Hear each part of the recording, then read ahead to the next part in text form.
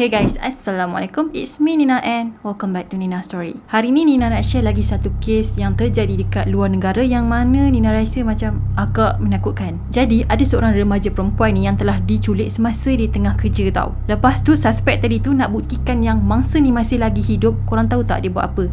Dia jahit mata mangsa tu dekat atas ni. Maksudnya dia jahit kelopak mata tu. Jadi bila dia dah jahit mata tu dan mata tu terbuka ke atas macam tu kan, memang akan nampak lah macam mangsa ni masih lagi hidup. Dia buat macam tu sebab dia nak yakinkan keluarga mangsa tadi yang anak diorang ni sebenarnya masih lagi hidup. Tapi pada hakikatnya mangsa tadi tu pun telah pun meninggal. Memang psycho gila dia ni. Jadi macam mana cerita dia? So without wasting any time, let's get started.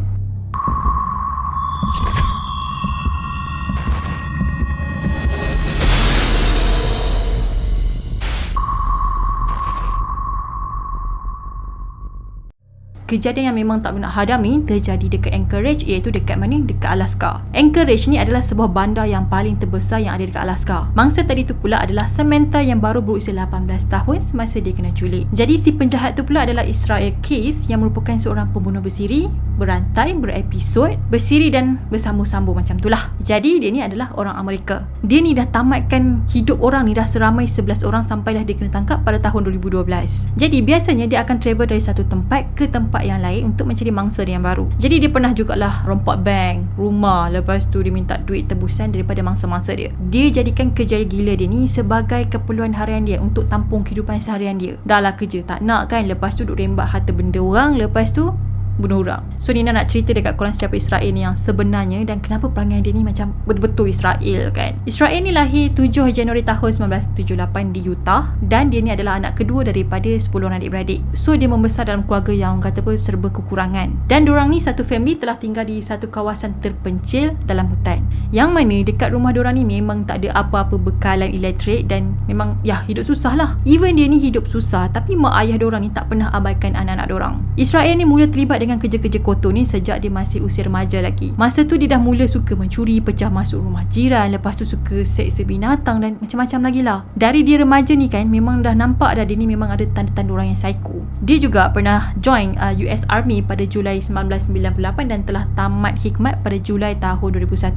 Masa dia tentera dulu, dia memang tak langgar apa-apa undang tau. Jadi dikatakan dia ni macam disiplin lah. Jadi dikatakan dia ni mula memburu mangsa-mangsa dia sekitar tahun 1998. Tapi kalau 1998 dia masih lagi dalam tentera lah kan. Tapi mungkin pada masa tu dia macam buat kerja clean sikit kot. So orang macam tak boleh detect yang dia ni sebenarnya bermasalah semasa dia masih lagi menjadi tentera. Dia ni jenis yang perangai suka target mangsa dia secara random tau. Maksudnya kalau dia nampak kau sorang-sorang dekat situ, jadi kau lah mangsa dia. Dia bukan target orang yang kenamaan tau. So kalau dia ada kat situ and then dia nampak lah macam ada seseorang ni kan yang tengah berjalan sorang-sorang ke apa kan, so dia pun target lah orang tu untuk menjadi mangsa dia. Biasanya dia akan tunggu mangsa dia ni dekat kawasan perkuburan, dekat taman dan juga kawasan camping. Jadi pada tahun 2012 sebelum dia kena tangkap tu kan, dikatakan dia ni telah tinggal dengan girlfriend dia dan juga seorang anak perempuan diorang yang berusia 10 tahun. Sampailah pada satu hari tu, iaitu pada 1 Februari tahun 2012, Israel ni telah melarikan Samantha semasa Samantha ni tengah bekerja dekat tempat kerja dia, iaitu sebuah kedai kopi. Kedai kopi tempat Samantha ni bekerja bernama Common Grounds yang terletak di bandar Anchorage juga. Jadi kejadian tu terjadi sekitar pukul 8 malam yang mana Samantha ni tengah bekerja. And then si Israel ni datang drive through kedai kopi tadi. Lepas tu dia acukan pistol dekat Samantha. And then dia cakap yang dia nak merompak dan dia minta Samantha ni untuk tutup lampu kedai. Lepas Samantha tutup je lampu, tangan Samantha ni terus kena ikat dan Samantha dipaksa untuk keluar melalui tingkap. Jadi maksudnya dia tarik Samantha keluar kot tingkap tu and then Samantha ni terus masuk ke dalam kereta pickup dia. Pada masa tu mulut Samantha ni dah pun ditutup dengan kain untuk elakkan Samantha ni menjerit. Lepas tu Israel ni pun bawa Samantha ke rumah dia dan pada masa yang sama dia cakap dekat Samantha yang dia buat macam ni sebab dia nak duit tebusan daripada family Samantha. Tapi sebenarnya Samantha ni kena tipu je dengan Israel. Jadi Samantha ni adalah mangsa dia yang terakhir sebelum Israel ni kena tangkap dengan polis. Maksudnya 10 orang sebelum tu dah pun menjadi mangsa Israel. Lepas tu Israel ni pun rampas lah macam telefon bimbit Samantha dan juga kad bank dia. Lepas dia dapat apa yang dia nak kan, jadi Samantha tu memang dah tak penting dah lah bagi dia. So bila diorang dah sampai dekat rumah Israel ni kan, Samantha ni telah ditinggalkan dekat dalam sebuah bangsal. Jadi bangsal ni dekat dengan rumah dia lah. Sebenarnya kan ini adalah kes pertama Israel buat dekat kawasan yang berdekatan dengan tempat tinggal dia. Sebelum ni mangsa-mangsa dia semua dihabiskan dekat tempat lain, tempat yang jauh daripada rumah. Dalam pukul 2 pagi macam tu kan, Israel ni pun masuk ke dalam rumah dia sebab dia nak check sama ada girlfriend dengan anak dia dah tidur ke belum. Bila dah pastikan okey, diorang ni dah tidur dah, dia pun tuang arak dalam gelas dia. dan dia pergi ke bangsal di mana Samantha yang ditinggalkan tadi. Jadi sambil tengah duk minum arak tu kan, dia pun katalah dekat Samantha yang dia ni akan sentuh Samantha. Jadi maksudnya dia beritahulah macam mana dia akan sentuh Samantha, dan dia akan cekik Samantha ni dengan menggunakan tali yang memang dah ada dekat leher Samantha pada masa tu. And then lepas dia dah habis je minum arak dia tu, dia pun buat macam apa yang dia beritahu tadi ni. Dia pun tinggallah jasad Samantha yang tak bernyawa tu dekat bangsal tadi, dan dia pergi patah balik dekat rumah dia. Bila masuk je dalam rumah, dia ambil 2 bag, dia packing barang dia, barang girlfriend dia dan juga barang anak perempuan dia. Tepat pada pukul 5 pagi, Israel ni dia call taxi untuk hantar diorang ni ke airport sebab diorang ni nak pergi bercuti ke Caribbean selama 2 minggu. Beberapa jam selepas Samantha ni meninggal, polis dapat report yang mengatakan Samantha ni hilang dan tak balik ke rumah. So polis pun menjalankan misi untuk mencari Samantha di seluruh bandar Anchorage, tapi tak jumpa pun. Bila diorang tengok CCTV pun diorang tak nampak suspek tau, diorang just nampak Samantha je. So polis pun tak tahu nak cari siapa suspek, macam mana rupa suspek tadi dan macam mana keadaan Samantha. Bila polis tanya family dia ada apa-apa update pasal Samantha ke apa kan, tapi diorang kata diorang tak ada terima apa-apa pun. Selama 2 minggu kes ni berlalu macam tu je, memang tak ada apa-apa update langsung. Sampailah pada 17 Februari tahun 2012,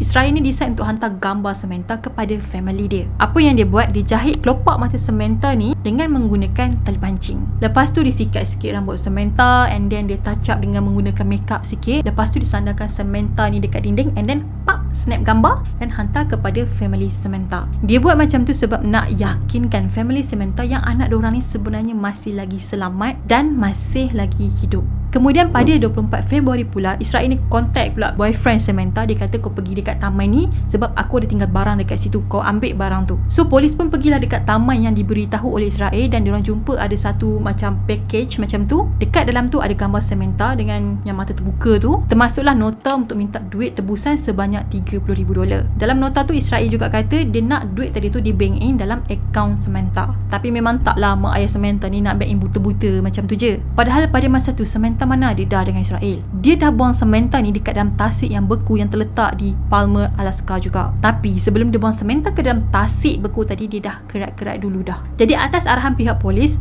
parents Samantha pun telah deposit lah ke dalam akaun bank Samantha sebanyak $30,000.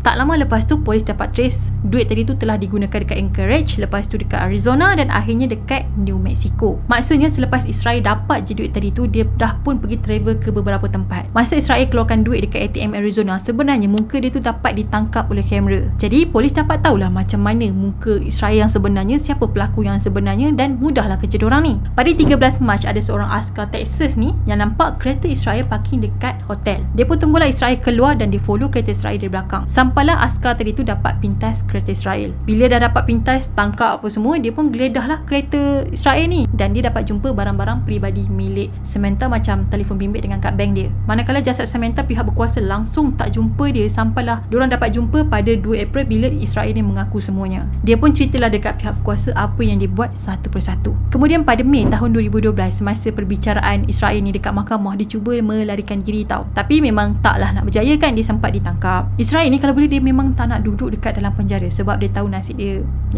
memang tak akan baik lah dekat dalam tu kan. And then pada 2 Disember tahun 2012 pula, si Israel ni kan dia berjaya simpan pisau cukur dalam sel penjara dia. Lepas tu dia gunakan pisau cukur tadi tu untuk tamatkan riwayat hidup dia. Pegawai penjara terjumpa 11 gambar tengkorak yang dilukis oleh Israel dengan menggunakan darah dia sendiri. So polis pun membuatlah kesimpulan, okey, mungkin mangsa dia ni sebenarnya adalah seramai 11 orang. Tapi polis nak buat apa dah, dia dah mati dah kan. So sampai sekarang keadilan ke atas Samantha dan juga mangsa-mangsa yang lain tak dapat nak ditegakkan sebab si pengecut tadi dah pun bunuh diri dia dekat dalam sel. Sebenarnya kan polis pun tak boleh hadam kenapa Israel ni boleh jadi sampai macam ni sekali. Padahal kehidupan lampau dia semuanya okey je, dan dia juga hidup dalam sebuah keluarga yang terpencil. So macam biasanya penjahat-penjahat yang jadi jahat ni kan, diorang ni macam ada background family yang bermasalah kan. Lepas tu bila diorang dewasa, diorang jadi jahat. Tapi Israel ni lain tau, dia macam hidup dalam keluarga yang biasa-biasa je tapi boleh jadi sejahat macam ni sekali. Gila juga Okay guys, itu sajalah perkongsian Nina untuk hari ni. Nina harap korang suka dengan perkongsian Nina. Yang mana belum lagi subscribe channel Nina, korang boleh subscribe di bawah dan turn on notification. Kalau korang ada cerita-cerita yang menarik yang korang nak Nina kongsikan juga, korang boleh komen di bawah. Dan jangan lupa juga untuk follow Nina di Instagram. Kita akan jumpa lagi next video. Bye bye. Assalamualaikum.